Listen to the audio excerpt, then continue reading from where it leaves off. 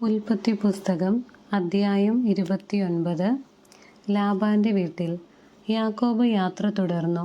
കിഴക്കുള്ളവരുടെ ദേശത്ത് അവൻ എത്തിച്ചേർന്നു. അവിടെ വയലിൽ ഒരു കിണർ കണ്ടു. അതിനു ചുറ്റും 3 ആട്ടിൻപറ്റങ്ങളും. ആ കിണറ്റിൽ നിന്നാണ് ആടുകൾക്കെല്ലാം വെള്ളം കൊടുത്തിരുന്നത്. വലിയൊരു കല്ലുകൊണ്ട് കിണർ മൂടിയിരുന്നു. ആട്ടിൻപറ്റങ്ങളെല്ലാം എത്തിച്ചേരുമ്പോൾ അവർ കിണറ്റുവക്കത്തു നിന്ന് കല്ലുരുട്ടി മാറ്റി ആടുകൾക്ക് വെള്ളം കൊടുക്കും. അത് കഴിഞ്ഞ് കല്ലുരുട്ടി വെച്ച് കിണർ അടയ്ക്കുകയും ചെയ്യും. യാക്കോബ് അവരോട് ചോദിച്ചു, സഹോദരന്മാരെ, നിങ്ങൾ എവിടെ നിന്ന് വരുന്നു? ഹാരാനിൽ നിന്ന് എന്നവർ മറുപടി പറഞ്ഞു.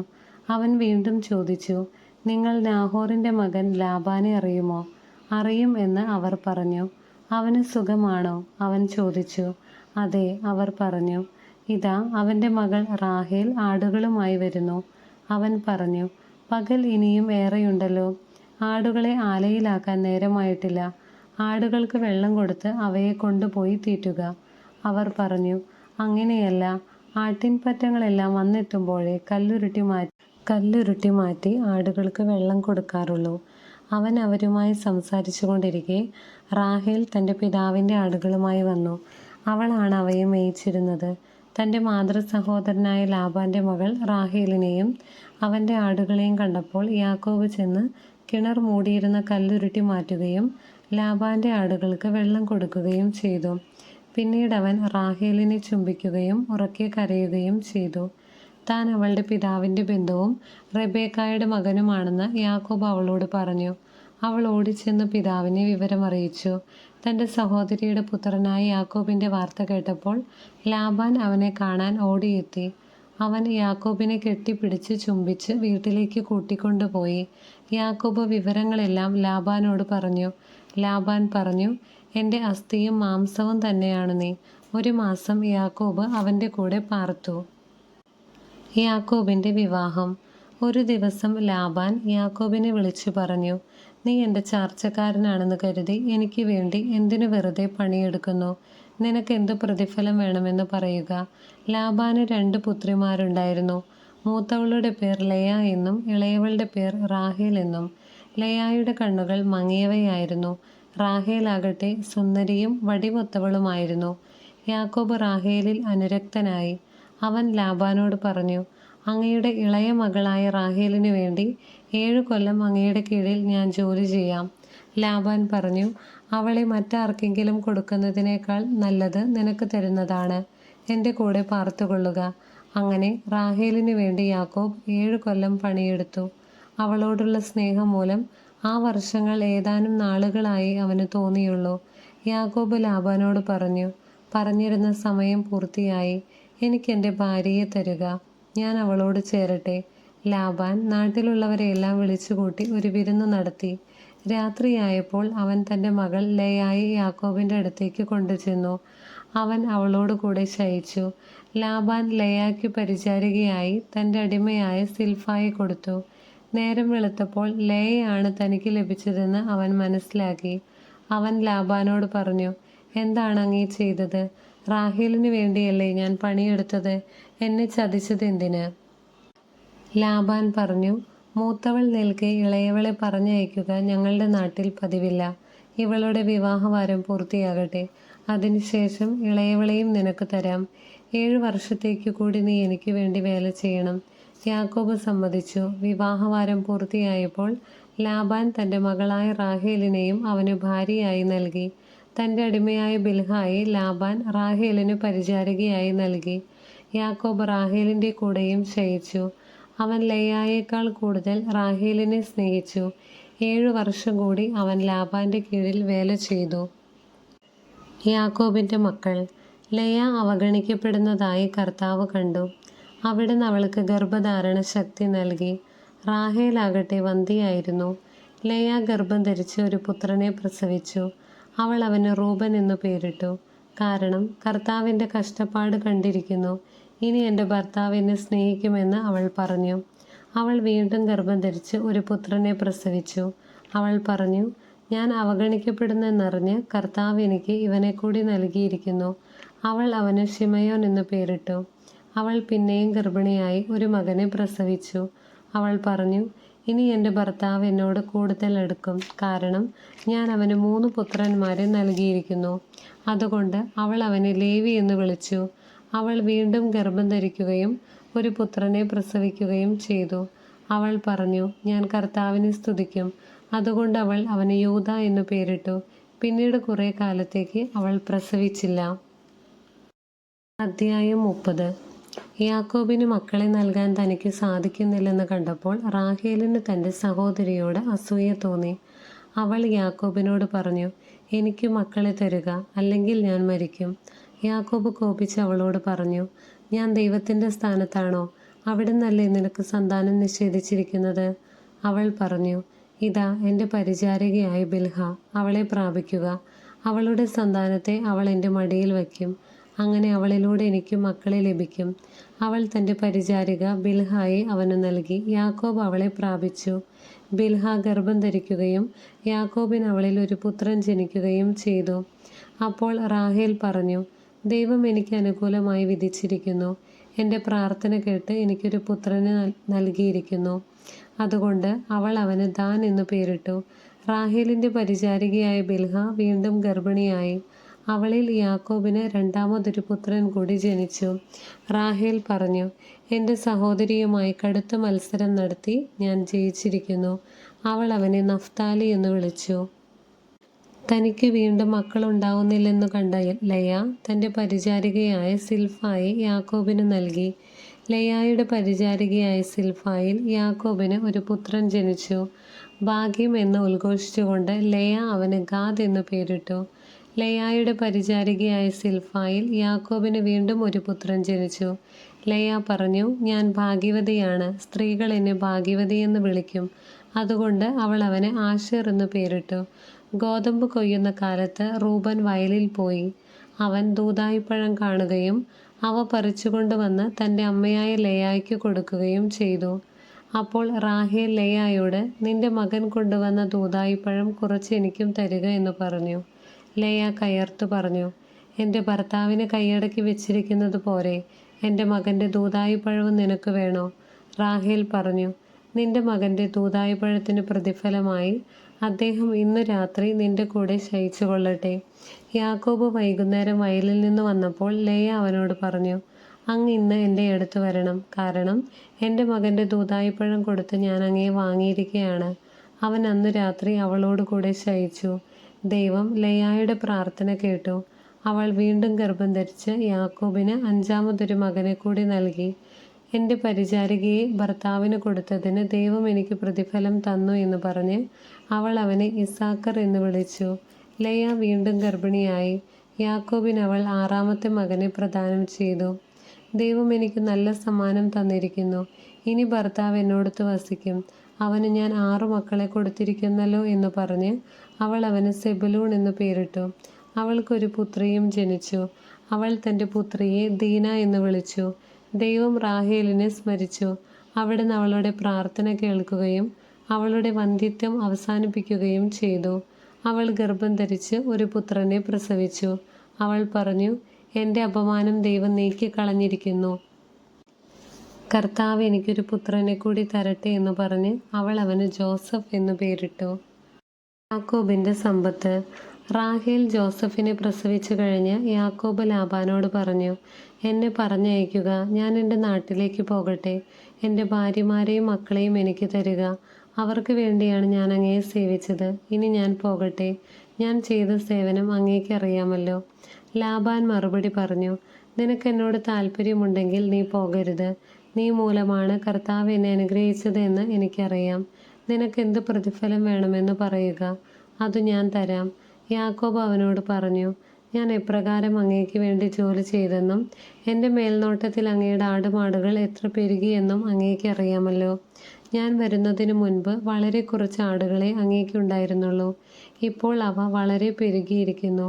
ഞാൻ പോയിടത്തെല്ലാം കർത്താവ് അങ്ങയെ കടാക്ഷിച്ചിരിക്കുന്നു. ഇനി എൻ്റെ കുടുംബത്തിന് വേണ്ടി എന്നാണ് ഞാൻ എന്തെങ്കിലും സമ്പാദിക്കുക? ലാബാൻ ചോദിച്ചു, ഞാൻ നിനക്ക് എന്തു തരണം? യാക്കോബ് പറഞ്ഞു, അങ്ങ് എനിക്കൊന്നും തരേണ്ട. ഞാൻ പറയുന്ന വ്യവസ്ഥ സ്വീകരിക്കാമെങ്കിൽ ഇനിയും അങ്ങയുടെ ആടുകളെ ഞാൻ മേയിച്ചു കൊള്ളാം. അങ്ങയുടെ ആട്ടിൻകൂട്ടത്തിൽ നിന്ന് പൊട്ടോ പുള്ളിയോ ഉള്ള ആടുകളെയും കറുത്ത ചെമ്മരിയാടുകളെയും പൊട്ടോ പുളിയോ ഉള്ള കോലാടുകളെയും ഞാൻ വേർതിരിക്കാം. അവ എൻ്റെ പ്രതിഫലമായിരിക്കട്ടെ.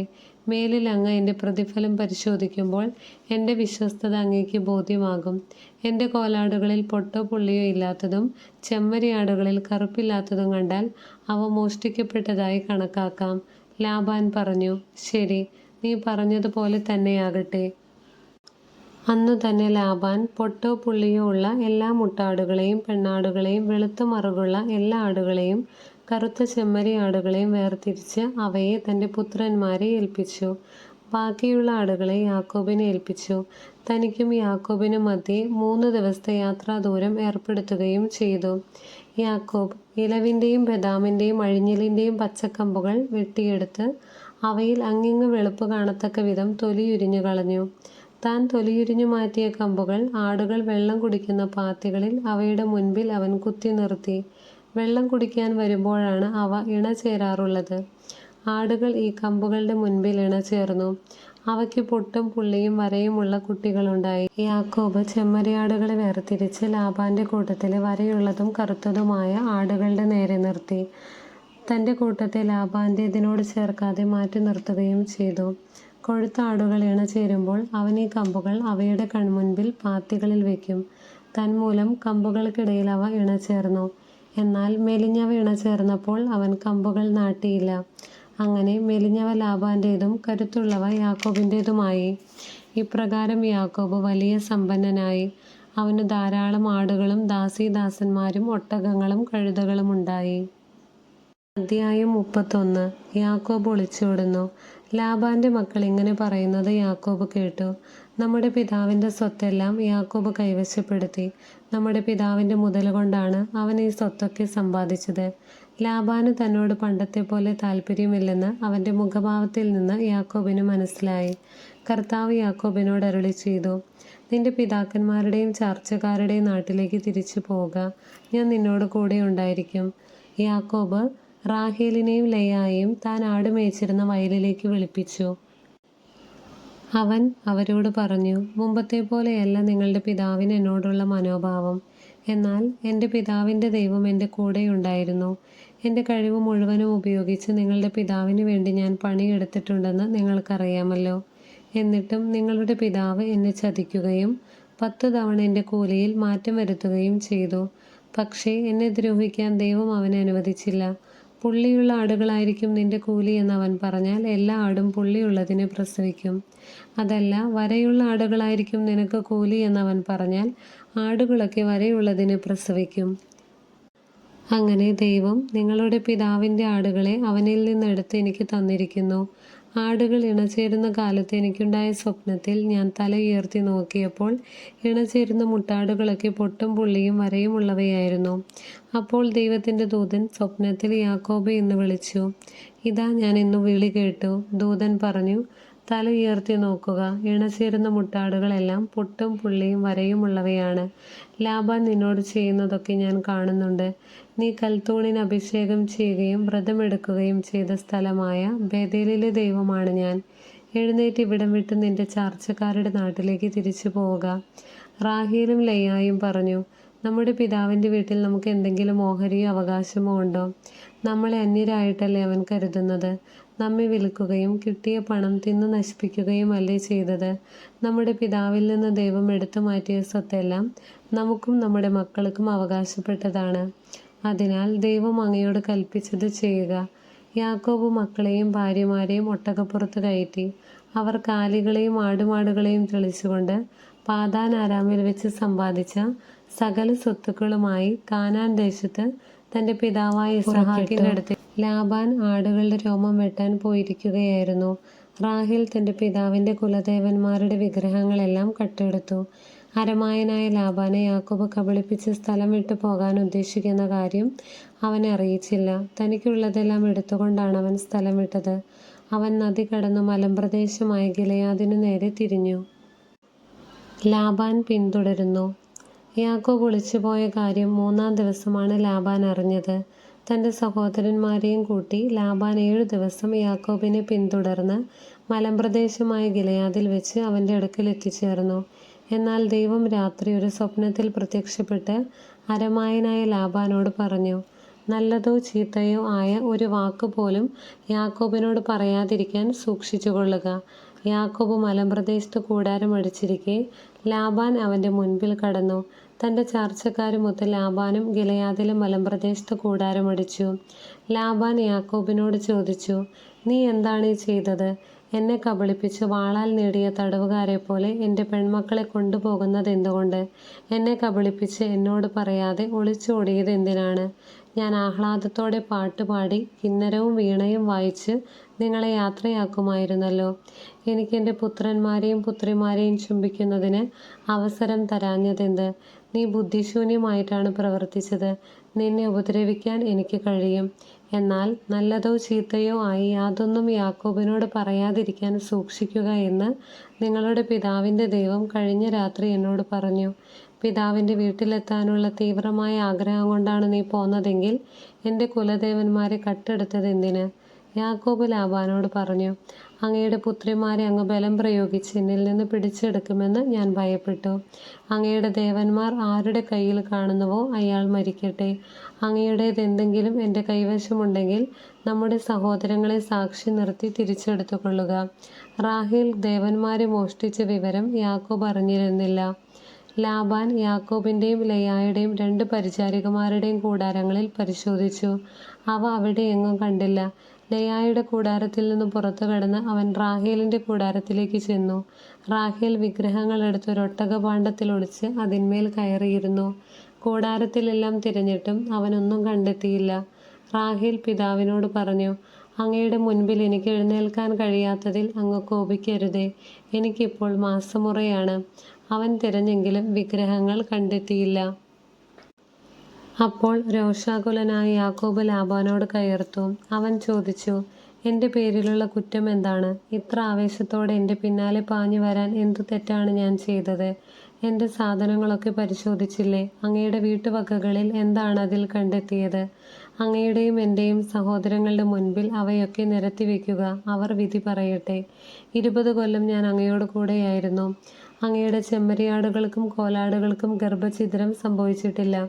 അങ്ങയുടെ മുട്ടാടുകൾ ഞാൻ കൊന്നു തിന്നിട്ടില്ല. കാട്ടുമൃഗങ്ങൾ കടിച്ചു കീറിയവയെ ഞാൻ അങ്ങയുടെ അടുത്ത് കൊണ്ടുവന്നിട്ടില്ല. ആ നഷ്ടം ഞാൻ തന്നെ സഹിച്ചു. രാത്രിയിലോ പകലോ കളവ് പോയവയ്ക്കും അങ്ങ് എന്നിൽ നിന്ന് നഷ്ടപരിഹാരം ഈടാക്കിയിരുന്നു. അതായിരുന്നു എൻ്റെ സ്ഥിതി. പകൽ ചൂടും രാത്രി തണുപ്പും എന്നെ കാർന്നു തിന്നു. ഉറക്കം എൻ്റെ കണ്ണുകളിൽ നിന്ന് ഓടിയകന്നു. 20 കൊല്ലം ഞാൻ അങ്ങയുടെ വീട്ടിലായിരുന്നു. 14 കൊല്ലം അങ്ങയുടെ 2 പെൺമക്കൾക്ക് വേണ്ടിയും 6 കൊല്ലം ആടുകൾക്ക് വേണ്ടിയും ഞാൻ വേല ചെയ്തു. 10 തവണ അങ്ങ് കൂലിയിൽ മാറ്റം വരുത്തി. എൻ്റെ പിതാവായ അബ്രാഹത്തിൻ്റെ ദൈവവും ഇസഹാക്കിൻ്റെ ഭയവുമായവൻ എൻ്റെ ഭാഗത്തില്ലായിരുന്നെങ്കിൽ അങ്ങ് എന്നെ വെറും കൈയോടെ പറഞ്ഞു വിടുമായിരുന്നു. എൻ്റെ കഷ്ടപ്പാടും ദേഹാധ്വാനവും ദൈവം കണ്ടു. അതുകൊണ്ടാണ് കഴിഞ്ഞ രാത്രി അവിടുന്ന് അങ്ങയെ ശകാരിച്ചത്. ലാബാനുമായി ഉടമ്പടി. ലാബാൻ യാക്കോബിനോട് പറഞ്ഞു, ഈ പെൺമക്കൾ എൻ്റെ പുത്രിമാരാണ്. ഈ കുട്ടികൾ എൻ്റെ കുട്ടികളും. ഈ ആട്ടിൻകൂട്ടവും എൻ്റേതു തന്നെ. ഈ കാണുന്നതൊക്കെ എൻ്റേതാണ്. എൻ്റെ ഈ പെൺമക്കൾക്കും അവർക്കുണ്ടായ കുട്ടികൾക്കും വേണ്ടി എന്താണ് എനിക്കിന്ന് ചെയ്യാൻ കഴിയുക? നമുക്കൊരു ഉടമ്പടി ഉണ്ടാക്കാം. എനിക്കും നിനക്കും മധ്യേ അതൊരു സാക്ഷ്യമായിരിക്കട്ടെ. അപ്പോൾ യാക്കോബ് ഒരു കല്ലെടുത്ത് തൂണായി കുത്തി നിർത്തി. കല്ല് പെറുക്കി കൂട്ടുക. യാക്കോബ് തൻ്റെ ചാർച്ചക്കാരോട് പറഞ്ഞു. അവർ കല്ലെടുത്ത് ഒരു കൂമ്പാരം കൂട്ടി. ആ കൂമ്പാരത്തിന്മേലിരുന്ന് അവർ ഭക്ഷണം കഴിച്ചു. ലാബാൻ അതിനെ യേഗാർ സഹദൂത്ത എന്ന് വിളിച്ചു. യാക്കോബ് അതിനെ ഗലേദ് എന്നും. ഈ കൽക്കൂമ്പാരം എനിക്കും നിനക്കും മധ്യേ സാക്ഷ്യമായിരിക്കുമെന്ന് ലാബാൻ പറഞ്ഞു. അതുകൊണ്ടാണ് ഗലേദ് എന്ന് അതിന് പേര് ലഭിച്ചത്. തൂണിന് മിസ്പ എന്ന് പേരിട്ടു. കാരണം ലാബാൻ പറഞ്ഞു, നാം പരസ്പരം പിരിഞ്ഞിരിക്കുമ്പോൾ കർത്താവ് എനിക്കും നിനക്കും മധ്യേ കാവലായിരിക്കട്ടെ. എൻ്റെ പുത്രിമാരോട് നീ അപമര്യാദയായി പെരുമാറുകയോ എൻ്റെ പുത്രിമാർക്ക് പുറമെ നീ ഭാര്യമാരെ സ്വീകരിക്കുകയോ ചെയ്താൽ ആരും നമ്മുടെ കൂടെയില്ലെങ്കിലും ദൈവം നമുക്ക് മധ്യേ സാക്ഷിയാണെന്ന് ഓർക്കുക. ലാബാൻ യാക്കോബിനോട് പറഞ്ഞു, എനിക്കും നിനക്കും മധ്യേ ഞാൻ ഉയർത്തിയിരിക്കുന്ന ഈ തൂണും കൽക്കൂമ്പാരവും കാണുക. നിന്നെ ഉപദ്രവിക്കാൻ ഈ കൂമ്പാരത്തിനപ്പുറത്തേക്ക് ഞാനും എന്നെ ഉപദ്രവിക്കാൻ ഈ കൂമ്പാരത്തിനും തൂണിനും ഇപ്പുറത്തേക്ക് നീയും കടക്കുകയില്ല എന്നതിന് ഈ കൂമ്പാരവും തൂണും സാക്ഷിയായിരിക്കട്ടെ. അബ്രാഹത്തിൻ്റെയും നാഹോറിൻ്റെയും അവരുടെ പിതാവിൻ്റെയും ദൈവം നമുക്ക് മധ്യേ വിധിയാളനായിരിക്കട്ടെ. യാക്കോബും തൻ്റെ പിതാവായ ഇസഹാക്ക് ഭയപ്പെട്ടിരുന്ന ദൈവത്തിൻ്റെ നാമത്തിൽ സത്യം ചെയ്തു. മലമുകളിൽ യാക്കോബ് ബലിയർപ്പിക്കുകയും അപ്പം ഭക്ഷിക്കാൻ തൻ്റെ ചാർച്ചക്കാരെ ക്ഷണിക്കുകയും ചെയ്തു. അവർ അപ്പം ഭക്ഷിച്ച് രാത്രി മുഴുവൻ മലമുകളിൽ കഴിച്ചുകൂട്ടി. ലാബാൻ അതിരാവിലെ എഴുന്നേറ്റ് തൻ്റെ മക്കളെയും മക്കളുടെ മക്കളെയും ചുംബിക്കുകയും അനുഗ്രഹിക്കുകയും ചെയ്തിട്ട് വീട്ടിലേക്ക് മടങ്ങി.